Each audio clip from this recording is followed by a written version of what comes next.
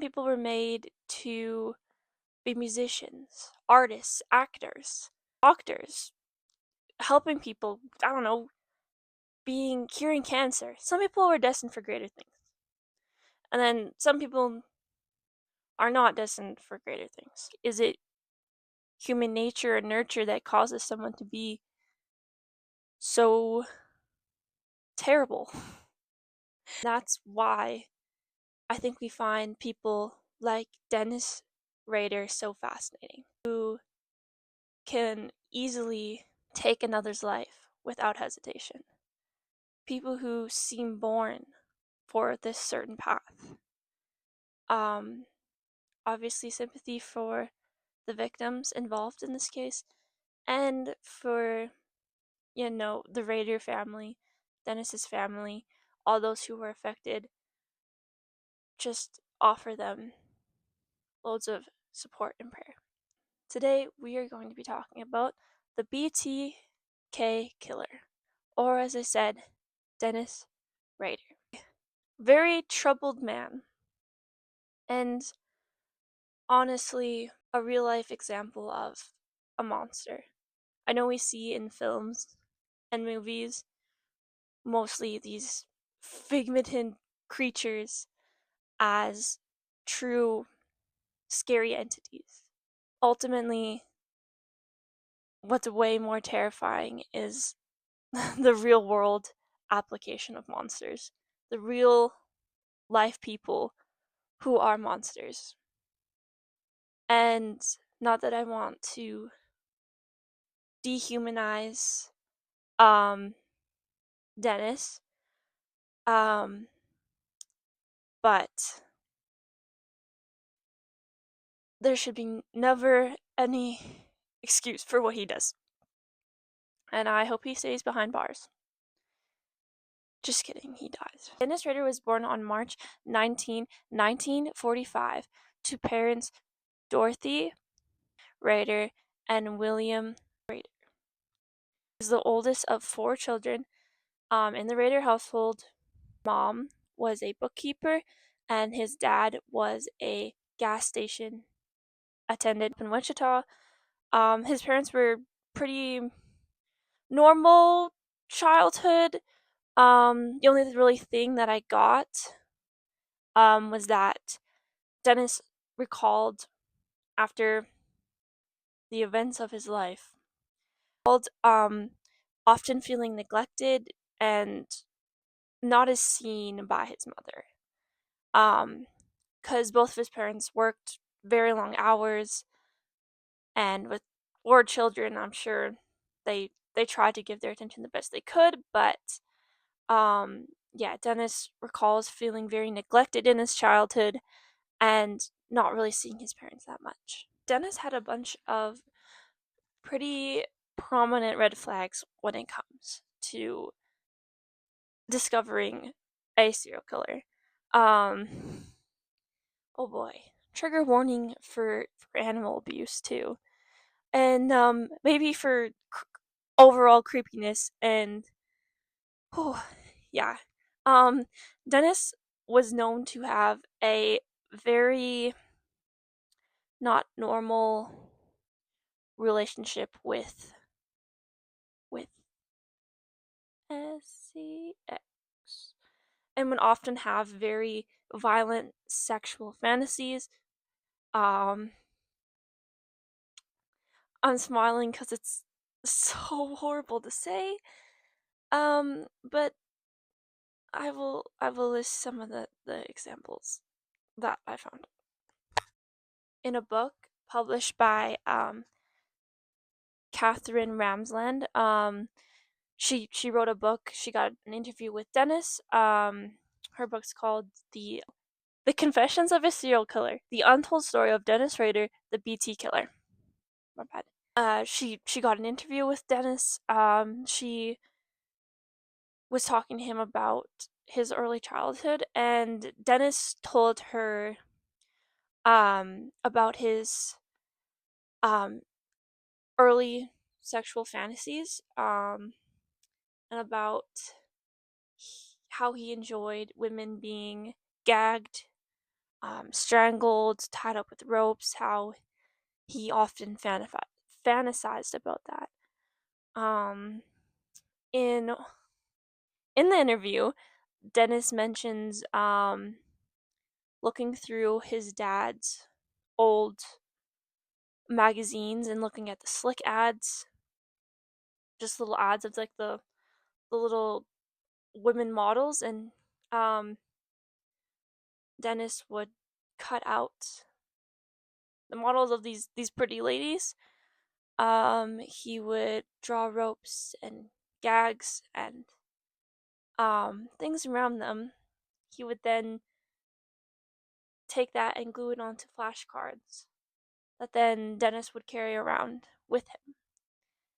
And we don't know why he did this. Um, I don't know why he would do this, but it just shows the level that how much Dennis was obsessed with these sexual fantasies that he would literally carry around a sign of it everywhere he went on these flashcards and at such a young age. And like I'm just scared, like what if he accidentally flashed out one of these index cards and he was around other kids? I mean, how traumatic would that be? Or like it's a basically a red flag in his pocket. And it's like, honestly, maybe if he did accidentally flash those out, maybe then he could have gotten the help he deserved, and 10 more people would be alive to this day. Um, and I bet it wouldn't have affected as many people, but it shows that you got to pay attention to your kids. Yeah, Dennis would get sexually aroused when he was spanked. Dennis was known to torture and hang animals out from their tree. Sexually aroused by looking at the chickens they had out, and specifically the chickens who were about to get their heads chopped off, the ones that he knew were going to be on the chopping block, the ones that he knew his father were going to kill. He would get sexually aroused by looking at them before they got their heads cut off. He would masturbate. I think I can't say that word. That's too bad. I'll cut that out. Father's copy of A Lonely Heart Killer, which um does not sound like a book you should be participating in that action with. Size about tying up women to railway tracks, like those old movie scenes where like the girls tied up on the he would fantasize about that. Dennis graduated from Wichita High School, and then he went to college at Kansas Wesleyan University, which, from what I can see, is like a Christian university. Okay. After a couple years, after 1 year of mediocre grades and don't think the university life was for him, Dennis dropped out and decided to join the armed forces. 1996 to 1997. Discharge from the army, Dennis moved to Park City, which is a little like suburb unit of Wichita. He actually got a job at a supermarket. He worked in the meat department. And this was the same supermarket that his mom actually worked at as she was a bookkeeper. In 1971, Dennis married Paula Dietz, and they had two children together. So they had the oldest, Brian, and the youngest. Later in his life, Dennis he went back to school, attended Butter, Butler's, Butler's, Country Community College. He actually graduated, degrees in electronics and engineering in 1973. Then enrolled at Wichita State University, which is Very important for later. Graduated in 1979. A Bachelor's of Science degree in Administration of Justice, which is crazy. He did that when he is a serial killer. Went to school and had went to school for law and crime in his science degree. Ugh, ugh. No. We need dumb serial killers. We need dumb people to be killers, not smart people to be killers. Dennis also worked as a kind of outdoor salesman, Coleman's company. He then worked at a Wichita office at an ADT security company, um, which is this is later on. So when he actually does start to commit the crimes, he worked at this security company, and a lot of his clients were getting locks and stuff for his crime sprees when he himself worked at the company who is getting locks for them. And doesn't that sound terrible and horrible? You're literally trying to protect yourself against a serial killer, and you're going to this company for security, and the serial killer you're trying to protect your family from works at your security company, works at the security company. So he knows how to get through locks and doors. In May 1991, so when Dennis got a job as a dog catcher. And yeah, dog catcher at Park City. In this position, a lot of his neighbors said he was just extremely strict. That he was a little weird. Sorry, maybe I shouldn't have done that. That's not nice. But he was creepy. There's actually two accounts of him stalking one of his neighbors. He was known to harass single women in the area. Creepy. And one neighbor reported that Dennis just killed his dog one day. Just so yeah, not employee of the month there. Also a member of the Lutheran Church.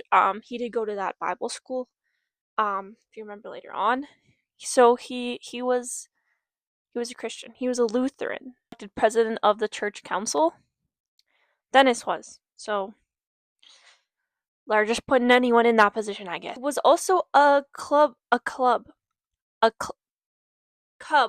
like the bear scout leader. Um, so he was around children. This is why we need background checks, and this is why some people should not get jobs. Mm, and that's crazy. Oh, he really truly lived a double life. Everyone, like, he lived he lived a double life. In some places, he was seen as a saint. In actuality, he was a monster, a terrible person. And that's another thing that's scary about serial killers. They could literally be anyone. Anyone who's nice to you is probably a serial killer. Think about that. Especially you.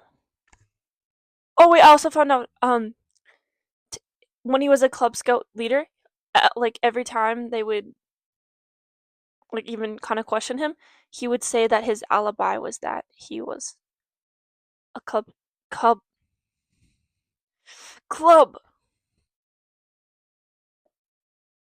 bear bear club scout.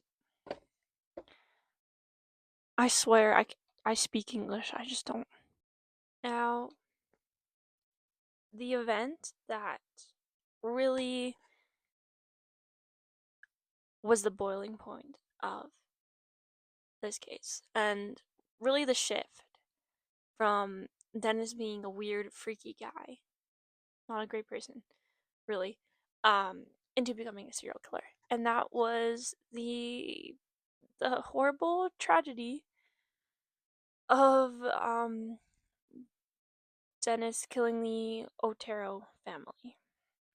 Now, Dennis targeted the Otero family. They had only been living in Wichita, in the city, for 6 months, less than 6 months, and we don't really know what happened to the Otero family. The only Otero to survive was Charlie Otero and his brother.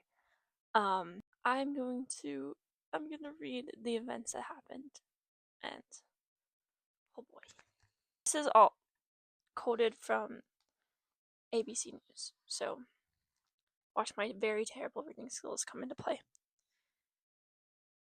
Charlie Otero and his siblings came home from school that day. They found their dog Lucky outside, which never happened. This is a quote. So I went back to the room, to the kitchen entrance, and opened it and walked inside. I looked at it at the stove. My mother's purse was on the stove, flipped up and disheveled, stuff thrown everywhere. It wasn't typical of my mother at all. She was a very tidy person. The kitchen never looked like that. So I yelled out, "Is anybody home? Is anybody home?" He says one of his siblings then yelled at him, "Charlie, come quick. Mom and Dad are playing a trick on us." I ran down the hall.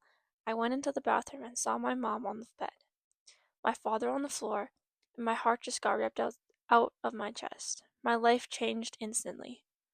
Charlie Otero said, "When I looked at my mother, she was tied up. It didn't even look like my mother. My dad had been, oh, my dad had a belt wrapped around his neck." When the police came from the neighbor's house, police arrived, they discovered the bodies. Then of 11-year-old Josie in the basement and 9-year-old Joey in another room. Charlie Otero said he didn't know his younger brother and sister had been killed until the complaint, and the police officer told them at the police station. I thank God every day for the fact I didn't find Joey and Josie, because I don't know how I would have handled it. My condolences to Charlie and the other siblings of the Otero family who survived. That is so terrible. And it shows you the person Dennis Rader really is. To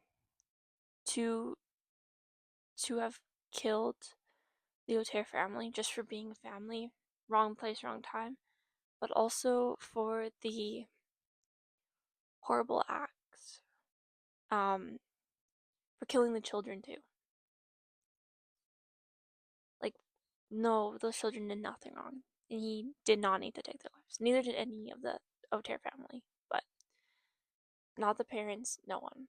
Seen that the cause of death of Julia was a rope, and an actual cause of death for Joseph was a plastic bag.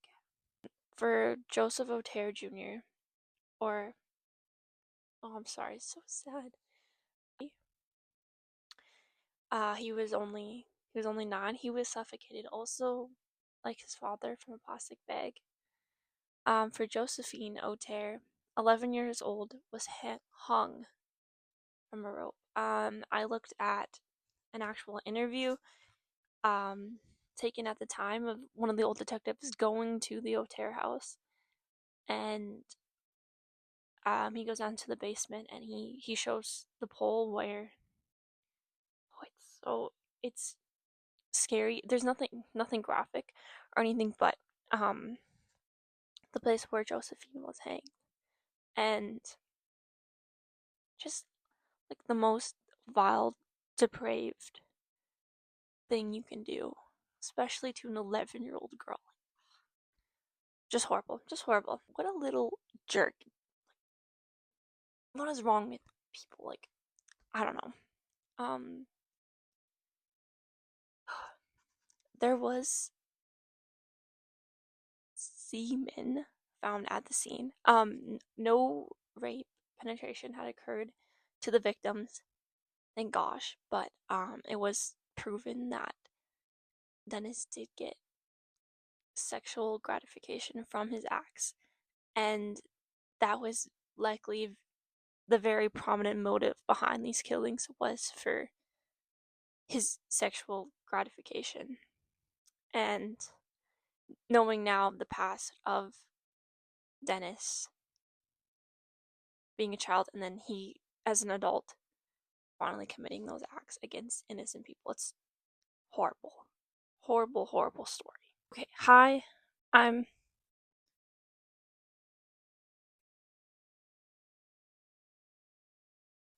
I'm back. Sorry, I had to do the film stuff over 2 days. Oh my lord. Oh, you can hear what I'm saying. We're gonna roll with the undershadowing. I know this isn't the most flattering, but we're here to learn about this actually tragic, serious case. And sorry if I'm a distracting visual to that. I was so not funny. That's not the right word. The screwed up part about this. So January 15th, 1974. That was 3 years after he got married to his wife, Paula. 3 years. That's terrifying. I feel for Paula. Um, being married to a serial killer. They 3 years and this is his first killing. She doesn't know, obviously. Um, but like she doesn't know about this man, Dennis Rader's terrible sexual fantasies like before this. So it's probably not like not even a thought after mine 3 years in a marriage. And he goes off and does this. Like he's married. He's married. He starts his own family. Like how can you go on living after you literally killed a family? An innocent Wichita family. Like it takes a certain amount of evil to do that. And to kill the kids. Like child murder is always the worst kind of murder. Yeah. I think we forget to blind kill and torture. He tortured his victims. What a hole. That's all I'm gonna say. So in October that same year, um, there was some people who came forward, um, who took responsibility for the O'Tare killing, and I don't know why they did, but O'Tare was not O'Tare. Dennis was pissed. He wrote in that library book. Yeah, I don't know why they did, but O'Tare was not O'Tare. Dennis was pissed. He wrote in that library book. Yeah. Dennis found himself in the home of Shirley Van. And I heard some reports saying that like he came to the door and that when the kids let him in, but don't call me on that. I don't really know for sure. So um yeah, he strangled Shirley Van, who um was a single mother to three wonderful children. I don't want to put, even if there is a record, I don't want to put their names out there. From most of the sources I saw, there wasn't names, and I feel like maybe they don't want to have that out there, you know. So I'm not gonna put their names. There was an 8-year-old boy, a 6-year-old boy, and a 4-year-old daughter, and really just a brave story of. Uh, so as Shirley was being strangled by Dennis, her 8-year-old son took his 6-year-old brother and 4-year-old sister and locked them in the bathroom. And luckily, um, they locked him and got him away from Dennis because what triggered it was he could hear his mom screaming because she was being strangled. And he helped them escape through the bathroom window, and um, kids got away. Thank the Lord. Thank the Lord. Because you will see later on, Dennis would have killed them for sure. Because he's a psychopath. Not only did he kill the O'Tear children and torture them too, he would definitely kill these children. And he says ultimately that that was one of his biggest regrets, is not getting to kill those children.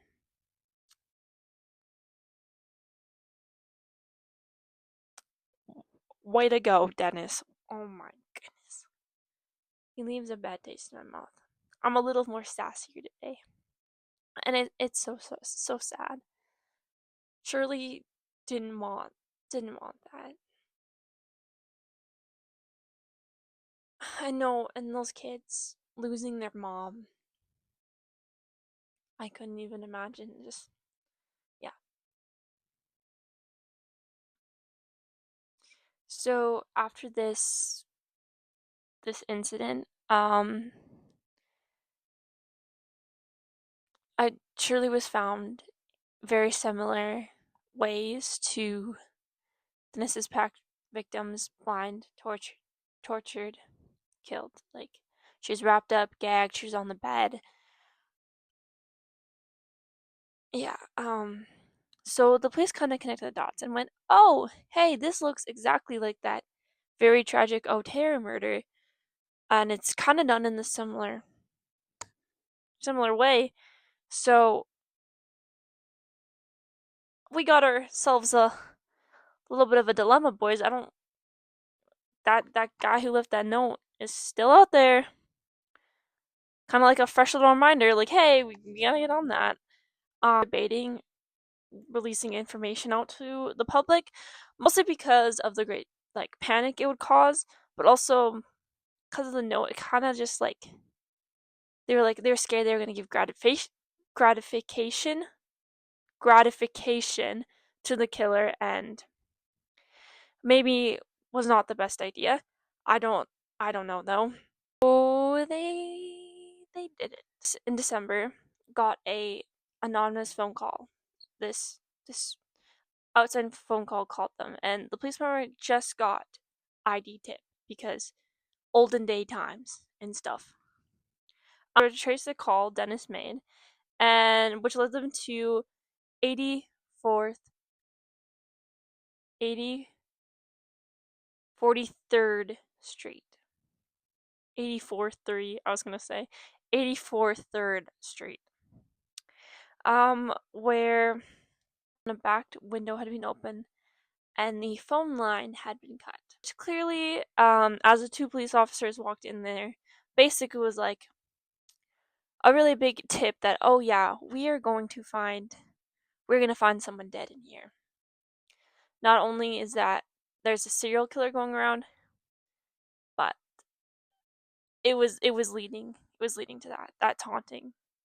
Inside the home, they would soon find Nancy Fox.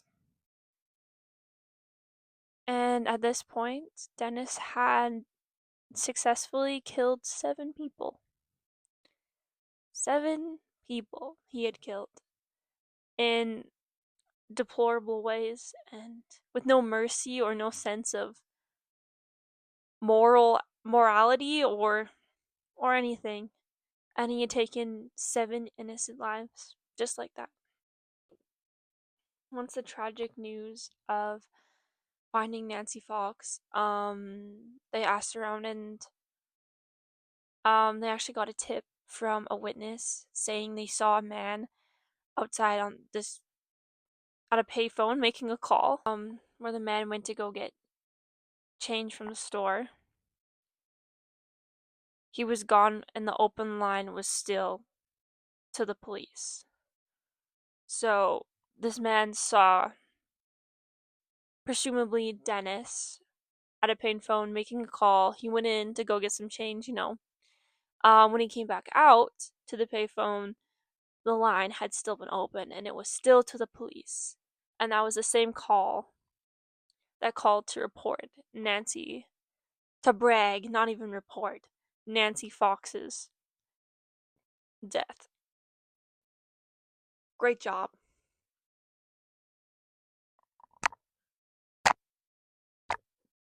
Good job. Good job being a great human, Dennis. Shortly after January 1978, Rader sent out a local poem to the newspaper. And you might be like, oh, maybe poetry. Maybe Dennis is healing. Maybe he found another hobby other than being trashy. No. So let me get up here. His lovely poem is called The Oh Shirley Lock, Oh Shirley Lock. Shirley Lock. It's based off the poem Curly Lock, which is like an old nursery rhyme. I've never had anyone sing me it before. Lock. The nursery rhyme. Curly Lock, will thou be mine? Thou shalt not wash dishes, nor yet feed the swine, but sit on the cushion and sew a fine. I'm so sorry, I'm blind. Sit on the cushion and sew a fine stem, and feed upon strawberries, sugar, and cream. Dr. Seuss, who? That was great. Several weeks later, sent some other great literary artworks to a television station. Sorry, I'm just gonna fix that. I need a hot prop holder or something. Poetry sucks, just like him. Oops, maybe I shouldn't say that. He's dead. It's okay. He can't come and kill me, so it's fine.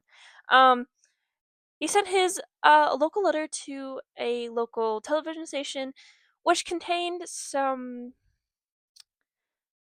interesting stuff. He sent some information, again claiming about how proud he was that he was part of. He was the killer in the van killing and the Nancy Fox incident, and another unknown victim. He claimed that he also made several kind of notions to other serial killers like Ted Bundy and David, the son of Sam Baroutsovich. I'm sorry. That might be a nice person to look into. David, son of Sam Baroutsovich. I could say Russian name. I'm culturally sheltered.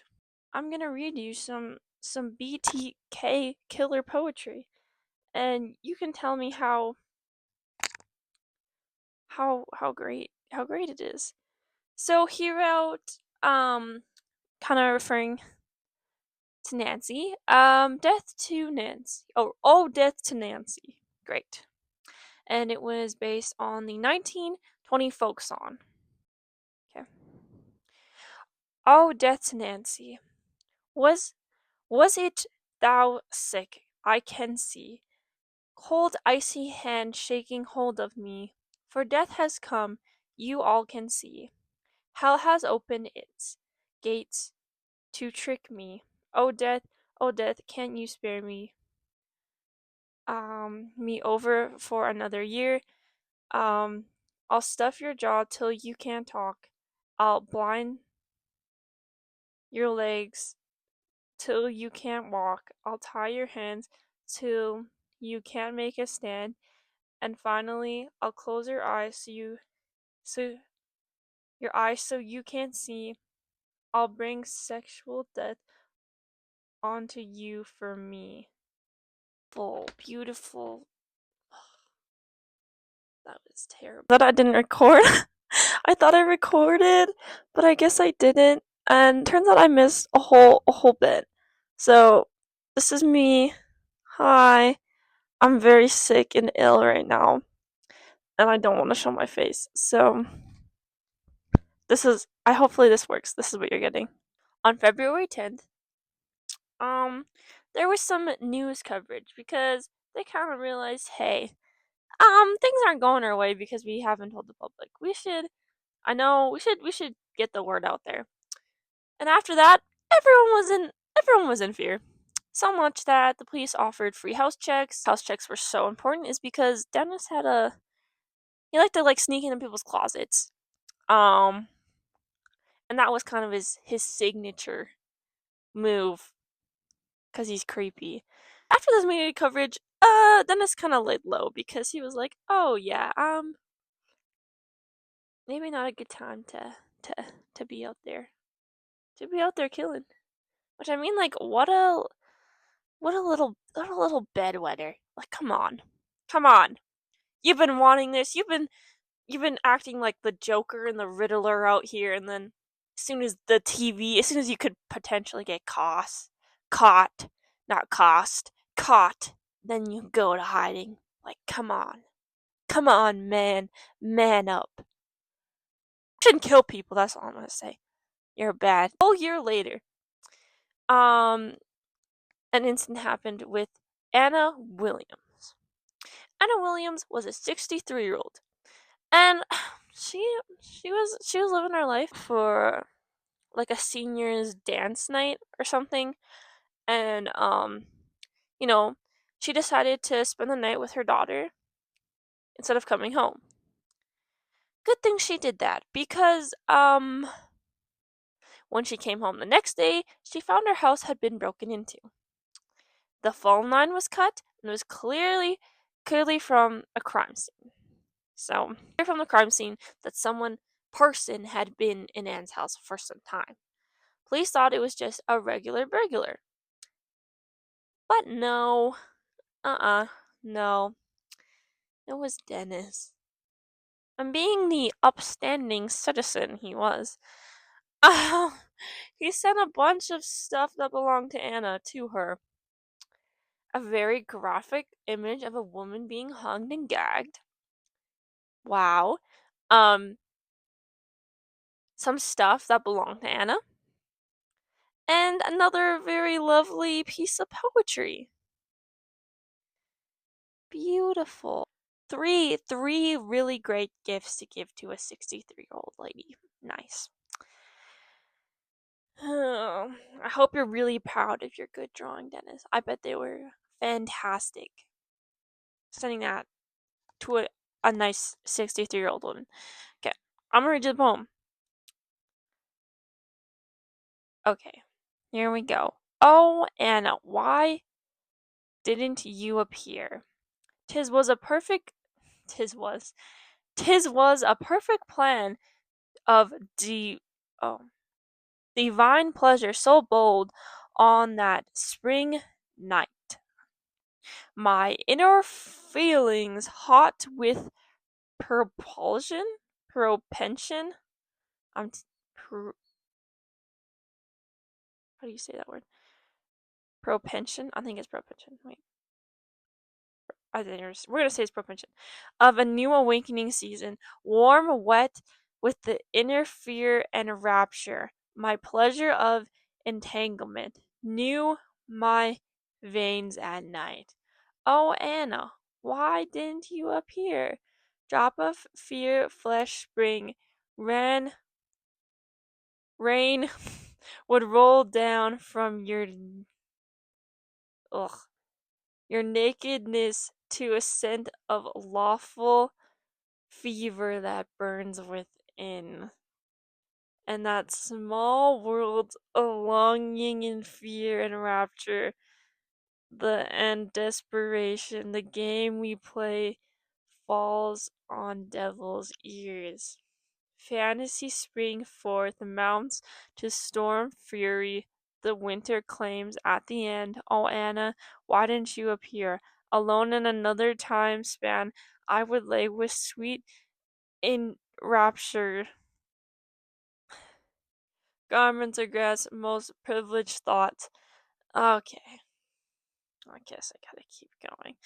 Bed of spring of moist grass, clean before the sun, enslaved with control warm winds secreted, scenting the air.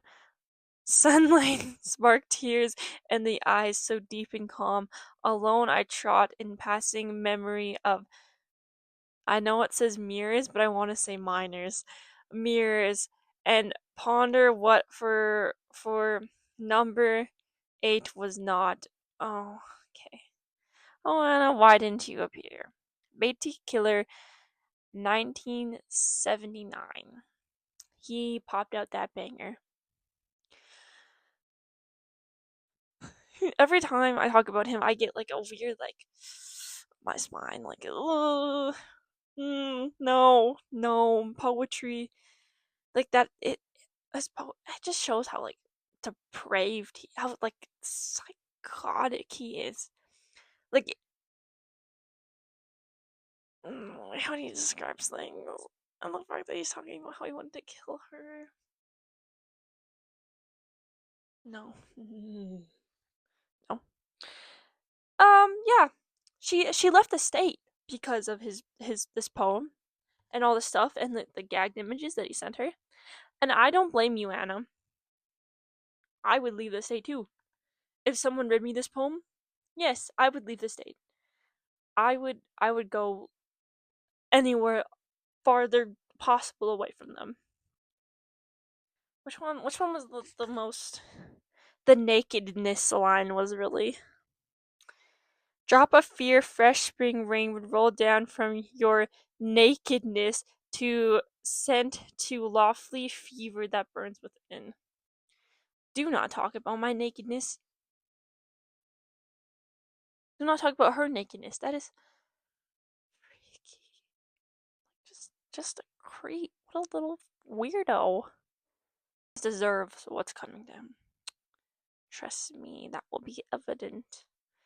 1982. So 3 years later, the FBI became involved. There we go. They made like this special task force.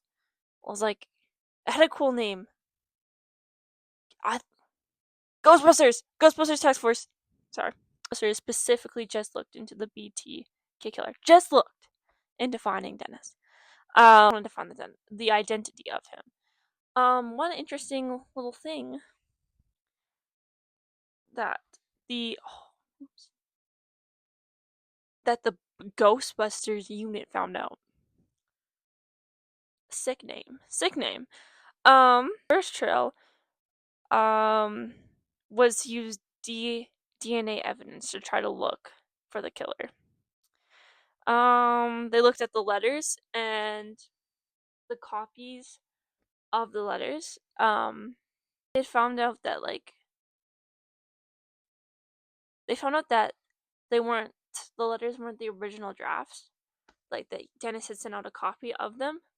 So in order to track that down, they're trying to trace back like those copies of his great poems back to the actual photocopier that produced that copy.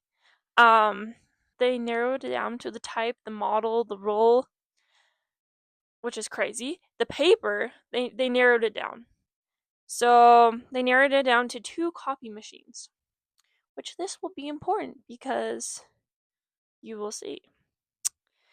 One was at the University of Wichita State, which, if you go back, remember how I talked about kind of at the start Dennis's little timeline where he wasn't killing people, the events that happened in his life in between his killings.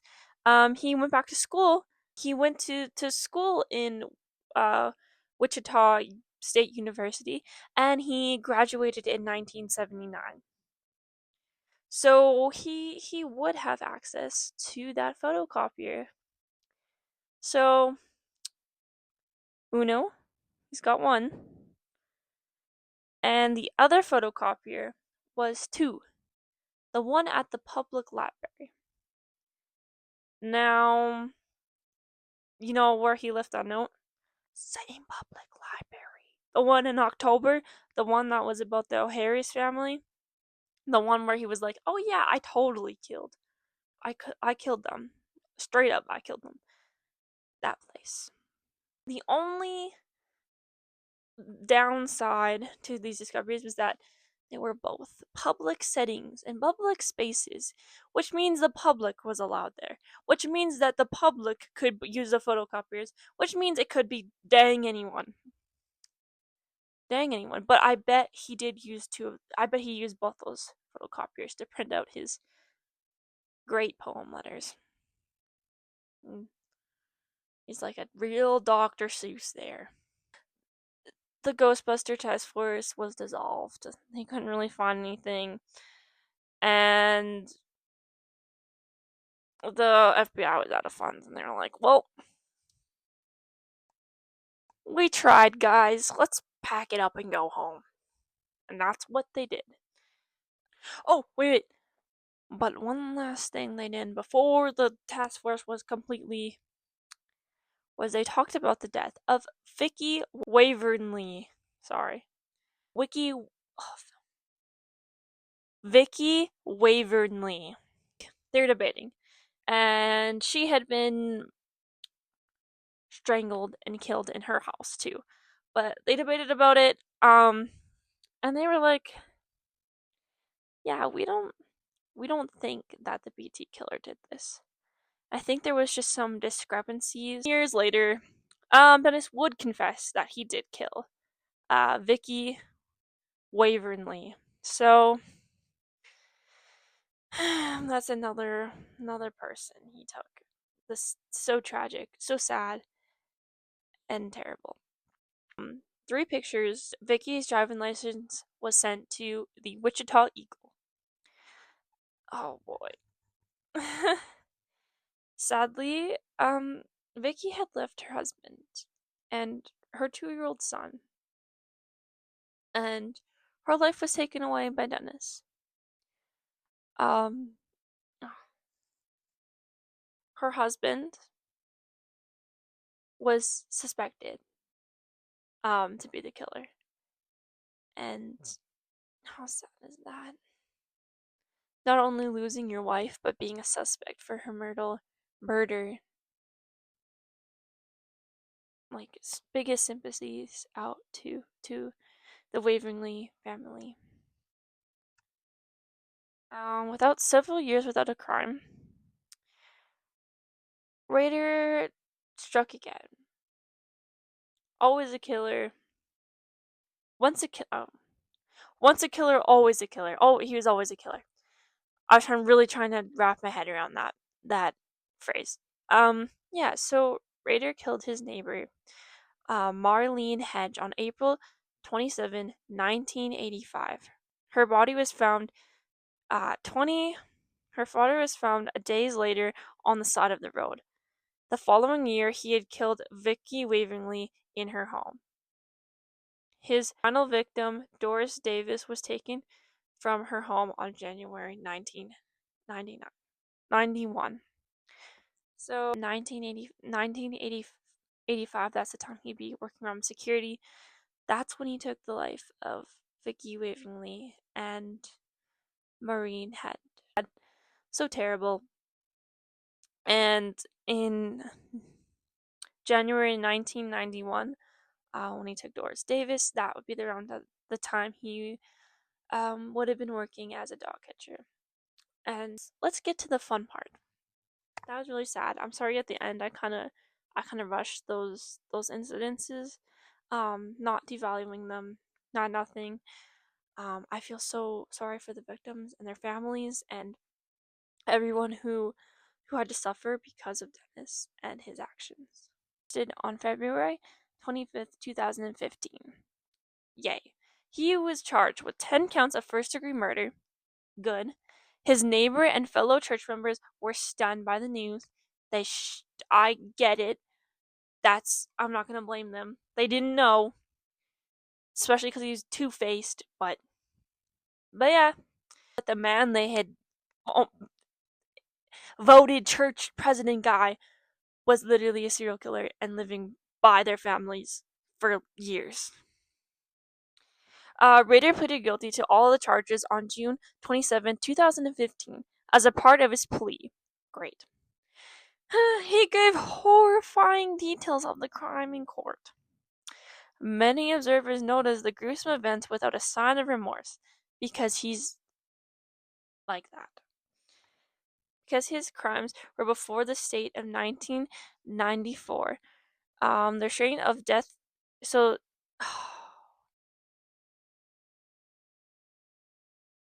he's not.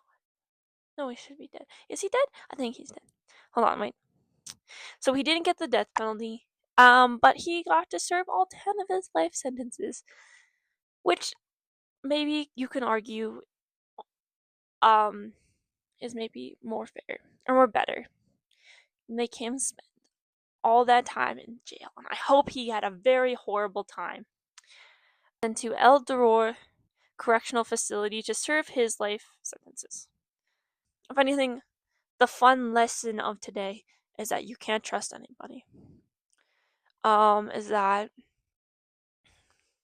you can trust people. You can trust some people, but that you gotta guard yourself. You gotta. People are not always nice and not always the best, and sometimes it can be the creepy guy. You get a weird vibe too once in your life. It's better to be rude than to possibly get murdered.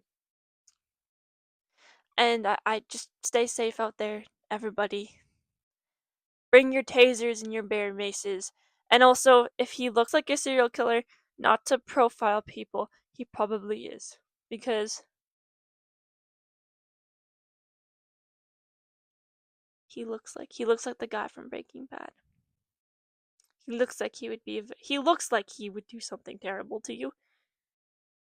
Not saying that you should judge a book by its cover, but maybe just a little bit because I wouldn't trust that face. So neither should you. Anyways, okay, bye.